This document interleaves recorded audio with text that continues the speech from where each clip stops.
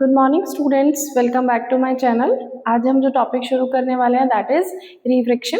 Refraction में हमने काफ़ी कुछ कवर कर लिया था, लेकिन आज हम सेकंड लॉ ऑफ रिफ्रैक्शन करेंगे, मींस लॉज ऑफ रिफ्रैक्शन करेंगे। फर्स्ट वैसे हम लॉज पढ़ चुके हैं, फर्स्ट लॉ ऑफ रिफ्रैक्शन भी हो चुका है, सेकेंड लॉ रिफ्रैक्शन भी हो चुका है। बिकॉज आज हमें रिफ्रैक्टिव इंडेक्स को कंप्लीट करना है, तो रिफ्रैक्टिव इंडेक्स को कंप्लीट करने के लिए पहला जो हम लोग शुरू करेंगे वो रिफ्रैक्शन के लॉज से शुरू करेंगे। तो जो रिफ्रैक्शन का फर्स्ट लॉ है दैट इज जो रिफ्रैक्टिव रे होती है आपकी और इंसिडेंट रे और नॉर्मल, ये तीनों एक ही प्लेन पर लाई करते हैं। So what the first law is said? The first law is said that incident ray, refracted ray and normal will lie on the same plane, है ना। जो फर्स्ट लॉ हमारा क्या कहता है कि जो ये आपका कोई सरफेस है, इस पर मान लिया कि कोई रे इंसिडेंट हो रही है। कैसी रे है ये? Incident ray. इस सरफेस पे हम एक नॉर्मल ड्रॉ कर लेते हैं। ये क्या है आपका? नॉर्मल। तो ये जो रे है इसको ऐसे चला जाना चाहिए था, बट ये अपने सर्फ पाथ से क्या हो गई है? बेंट हो गई है। तो ये कैसी रे हो गई है आपकी? रिफ्रैक्टेड रे। ये कौन सी रे हो गई आपकी? रिफ्रैक्टेड रे। अब आप देखिएगा, क्योंकि जो यहाँ पे जो लाइट बीम है वो नॉर्मल की तरफ बेंट हो रही है, तो जो ये मीडियम होगा ये कैसा मीडियम होगा? Rarer medium. ओके, ये कैसा मीडियम होगा? Rarer medium. और ये जो मीडियम होगा ये कैसा मीडियम होगा? Denser medium. ठीक है, क्योंकि जब लाइट रेयरर मीडियम से डेंसर मीडियम में जाती है तो वो टुवर्ड्स द नॉर्मल बेंट होती है। ये सब हमने लास्ट क्लास में किया था। तो ये हमारा फर्स्ट लॉ कहता है that the incident ray, refracted ray and normal will lie on the same plane at the point of incidence. Point of incidence is that point at which the light ray incident on the surface, है ना। Okay, so what does the second law says? Second law says actually this is angle of incidence and this is angle of refracted, means this is called incident angle and this is called refracted angle. What does incident angle is? Incident angle is the incident ray makes an angle with normal is called incident angle, and the refracted ray makes an angle with the normal is called refracted angle.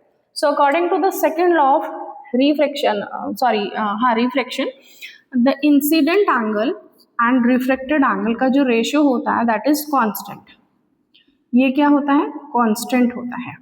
Means the ratio of the angle of incidence to the angle of refraction is always constant. इन दोनों का जो ratio होता है constant होता है।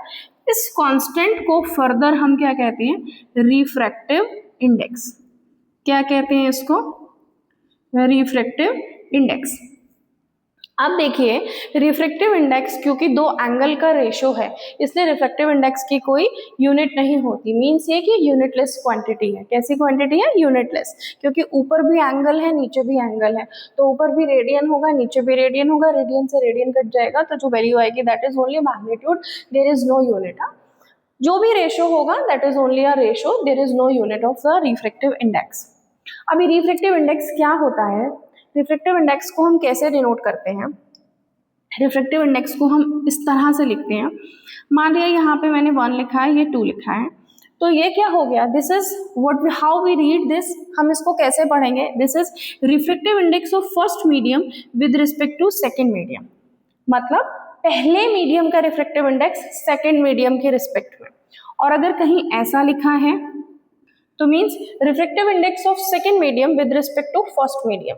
हमेशा आप इसको कैसे रीड करेंगे? पीछे से आगे की तरफ रीड करेंगे आप। Refractive index of first medium with respect to second, refractive index of second medium with respect to first medium. Is it clear? चलिए, अब जब आपने रिफ्रैक्टिव इंडेक्स पढ़ लिया, रिफ्रैक्टिव इंडेक्स के बाद पहले अब मैं आपको इसके आगे इसको कुछ डेरिवेशंस करा देती हूँ। डेरिवेशन से पहले भी हमें ग्लास स्लैब का डेरिवेशन करना है, और एक डेरिवेशन भी नहीं है, बहुत ज़्यादा लंबा कोई डेरिवेशन नहीं है, मतलब हमें एक टॉपिक कवर करना है कि जब कोई लाइट बीम फर्स्ट मीडियम से सेकेंड मीडियम में ट्रेवल करती है और वापस फिर सेकेंड मीडियम से फर्स्ट मीडियम में आती है, मतलब जो मीडियम है वो ओनली इंटरचेंज होते हैं, है ना। मतलब पहले लाइट बीम फर्स्ट से सेकंड में ट्रेवल कर रही थी, फिर सेकंड से फर्स्ट में ट्रेवल कर रही है, तो उस केसेस में जो दोनों मीडियम है जो उनके रिफ्रैक्टिव इंडेक्स होते हैं वो एक दूसरे के रेसिप्रोकल होते हैं। है ना। तो उस बिहाफ पे ना कुछ न्यूमेरिकल्स आते हैं, उस बिहाफ पे कुछ न्यूमेरिकल्स आते हैं। अभी कैसे न्यूमेरिकल्स आते हैं, पहले हम लोग रिफ्रैक्टिव इंडेक्स से थोड़ा सा इसको आगे और थ्योरी करते हैं, फिर हम लोग न्यूमेरिकल्स पे जाएंगे। मतलब आप थोड़ा सा और समझिए इसको, फिर हम लोग न्यूमेरिकल्स करेंगे। देखिए होता क्या है, जब ना कोई लाइट किसी मीडियम में ट्रेवल करती है तो उस लाइट जो पाथ होता है वो अपने पाथ से बेंट हो जाती है। बेंट वो इसलिए हो जाती है क्योंकि हर मीडियम में उसकी जो लाइट की स्पीड होती है वो चेंज हो जाती है। लाइट की स्पीड चेंज इसलिए होती है क्योंकि जो मीडियम में डेंसिटी होती है वो डिफरेंट डिफरेंट होती है ना। कोई मीडियम रेयरर होता है, कोई डेंसर होता है, ठीक है। तो वहां से हमें ये पता चलता है कि किसी भी अगर सब्सटेंस का रिफ्रैक्टिव इंडेक्स ज़्यादा है, मीन्स उसमें जो लाइट की स्पीड होगी वो हमेशा कम होगी। अब मैं आपको ना इसको न्यूमेरिकली प्रूफ करके दिखाती हूँ। देखिए कैसे होगा, एक बार आप देखिएगा। मान लिया कि ये है रिफ्रैक्टिव इंडेक्स, किसी भी मीडियम का रिफ्रैक्टिव इंडेक्स है। मान लिया मैंने ग्लास का रिफ्रैक्टिव इंडेक्स निकाला है विद रिस्पेक्ट टू एयर। तो अब देखिए मैं ऊपर लिखूंगी speed of light in air, okay, और मैं नीचे लिखूंगी speed of light in glass. आप इसको एयर में ना लिख के ना वैक्यूम कंसीडर कर लीजिए, ठीक है। इसको क्या कर लीजिए, वैक्यूम कंसीडर कर लीजिए। इसको आप जब वैक्यूम मान लेंगे ना तो आपका थोड़ा सा कंफ्यूजन क्लियर हो जाएगा। अभी देखिए क्या जो वैक्यूम होता है, या फिर आप मान लीजिए कि फिक्स्ड जो लाइट की स्पीड होती है दैट इज 3 × 10⁸ मीटर पर सेकेंड, ओके।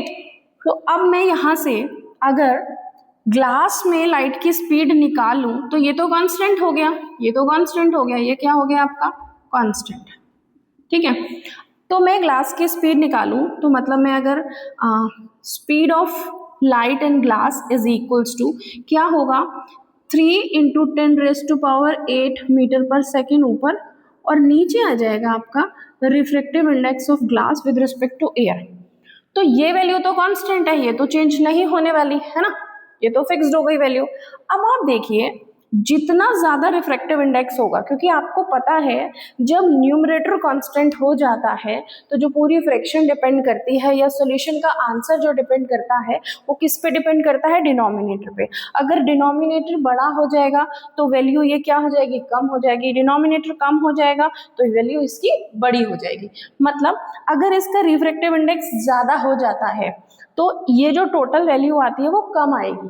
टोटल वैल्यू कम आने का मतलब है जो लाइट की स्पीड है ग्लास में वो कम हो जाएगी। तो एक्चुअल में डिपेंड किस पे कर रहा है, इस पे डिपेंड कर रहा है। अगर रिफ्रैक्टिव इंडेक्स ज्यादा हो गया तो लाइट की स्पीड ग्लास में कम हो जाएगी, और रिफ्रैक्टिव इंडेक्स कम हो गया तो लाइट की स्पीड ग्लास में ज्यादा हो जाएगी। आपको समझ में आया? तो इस पे ना बेस्ड न्यूमेरिकल्स आते हैं या 1 मार्क्स का क्वेश्चन आता है। आपको 2-3 रिफ्रैक्टिव इंडेक्स दे दिए जाते हैं, जैसे वाटर का रिफ्रैक्टिव इंडेक्स दे दिया आपको 1.33 और डायमंड का रिफ्रैक्टिव इंडेक्स दे दिया 2.42 सपोज। अब आपसे पूछा जाएगा कि विच इज डेंसर मीडियम और विच इज रेयरर मीडियम। अब आप ऐसे आप गैस करें तो आपके लिए रिस्की भी है ये, है ना, कि आपके मार्क्स कट सकते हैं, हो सकता है कि एग्जाम में आपका गैस गलत हो जाए। तो आप क्या करेंगे, आप पहले दोनों का रिफ्रैक्टिव इंडेक्स देखेंगे। एक का रिफ्रैक्टिव इंडेक्स है डायमंड का 2.42 और वाटर का रिफ्रैक्टिव इंडेक्स है 1.33। जिसका रिफ्रैक्टिव इंडेक्स कम होगा उस मीडियम में लाइट की स्पीड ज्यादा होगी। अब रिफ्रैक्टिव इंडेक्स कम किसका है, वाटर का 1.33। अब वाटर का रिफ्रैक्टिव इंडेक्स कम है यानी वाटर में लाइट की स्पीड ज्यादा होगी। क्लियर? अब जिस मीडियम में लाइट की स्पीड ज्यादा होती है वो रेयरर मीडियम होता है, यानी डायमंड और वाटर में कौन रेयरर मीडियम है, वाटर। Is it clear? तो आपके कुछ इस तरीके के न्यूमेरिकल्स आते हैं, न्यूमेरिकल्स नहीं, ये 1 मार्क्स के क्वेश्चंस आते हैं। आपको एमसीक्यूज आएंगे, उनमें से आपको सेलेक्ट करना होगा कि मान लिया आपको वाटर दे दिया, डायमंड दे दिया और आपको एक दो चीज़ें और दे दी, और आपसे उससे पूछा गया कि बताइए किसका टारपोलिन ऑयल होता है, वो दे दिया आपको। आपसे पूछा गया कि बताइए किसका मीडियम में लाइट की स्पीड फास्ट होगी, या फिर कौन सा रेयरर मीडियम है, कौन सा डेंसर मीडियम है। तो आप कैसे चेक करेंगे, आप उसका रिफ्रैक्टिव इंडेक्स देखेंगे। जिसका रिफ्रैक्टिव इंडेक्स ज़्यादा होगा उस मीडियम में लाइट की स्पीड कम होगी, लाइट की स्पीड कम होगी यानी वो डेंसर मीडियम है। जिसका रिफ्रैक्टिव इंडेक्स ज़्यादा होगा उसमें उस मीडियम में लाइट की स्पीड कम होगी। लाइट की स्पीड कम होने का मतलब हो गया अगेन वो डेंसर मीडियम है। जिसका रिफ्रैक्टिव इंडेक्स ज़्यादा होगा उसमें जिसका रिफ्रैक्टिव इंडेक्स कम होगा उस मीडियम में लाइट की स्पीड ज़्यादा होगी। लाइट की स्पीड ज़्यादा होने का मतलब है कि वो रेयर मीडियम हो गया आपका। क्लियर? तो इस तरह से आप चेक कर पाएंगे कि कौन सा डेंसर मीडियम होता है और कौन सा रेयर मीडियम होता है। Thank you so much.